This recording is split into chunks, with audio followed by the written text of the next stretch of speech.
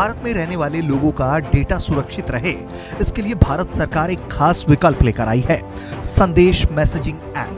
हाल ही में व्हाट्सएप ने data privacy नियमों में कुछ अहम बदलाव किए थे, जिसके जरिए वो यूजर्स के डेटा को फेसबुक के साथ शेयर करने की प्रक्रिया में था। लेकिन काफी विरोध के बाद कंपनी ने इस अपडेट को कुछ समय के लिए टाल दिया। भारत के लिए डेटा पॉलिसी किसी भी तरह से सही नहीं थी।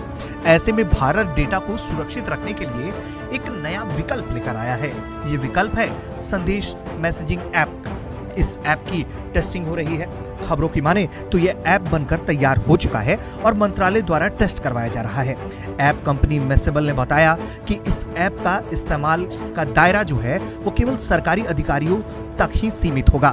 हालांकि इसका आधिकारिक रोल आउट भारत में कब होगा, इसकी जानकारी अभी तक नहीं है। ये ऐप आपको jims.gov.in पर दिख जाएगी और आपको ये ऐप गूगल प्ले स्टोर और ऐप स्टोर पर मिल जाएगी। जब आप jims.gov.in की वेबसाइट पर जाएंगे तो इस ऐप के लोगो में अशोक चक्र दिखेगा। इस ऐप के 3 लेयर्स हैं। ये तीनों रंग मिलाकर भारत के राष्ट्रीय ध्वज तिरंगे को बनाते हैं और अशोक चक्र इसके बीच में है।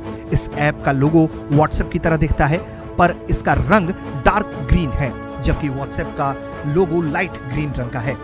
ये ऐप उन सभी फीचर्स के साथ आती है जो किसी भी मैसेजिंग ऐप में होती है। इसमें यूजर्स वॉइस डेटा जैसे फीचर्स का इस्तेमाल करने की छूट है।